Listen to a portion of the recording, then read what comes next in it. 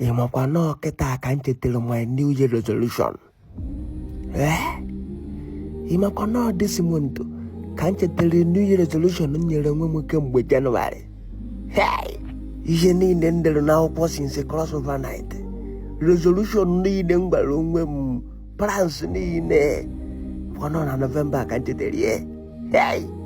Asị na ọ dịka mmadụ gịnị ka nwụdo ya, because since January I am battling with ego nni ka m nweta gwede ego ji wee tagharị ọnụ.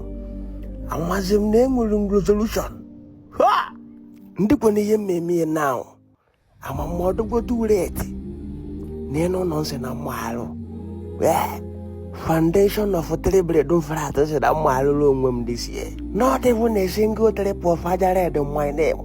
Ya fọzikwa ịkụ parapet. Chineke mere m ebere. Amanụ mmụọ mgbanụ ndị Bonny shelters ndị anyị na-arụghị zinc n'Owerri ka akụkwadoro m zinc dosa edosa. Anọrọ na nke ha dị luxury and affordable na ụmụ ọdịgasị nke ha na-arụ na aṅụkwuru ma ndị ọrụ ha na-eme ma shipping ma ntamimo onye tụwakwa ebuterie na bie. Amanụ mmanya kwemewere nne m na krediti mgbasịzi na December ka nye na ha ego ama mmanya ekwe. Do I know whether they are going to agree?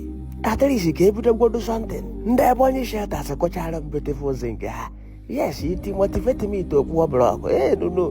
Before you know it, the resolution on Gaja, a face of Gomozo. I don't join a resolution on Gaja this year. This year, when I will. I am a pushy next year. Try next year, Mamma, and we see. Crossover night, I am coming.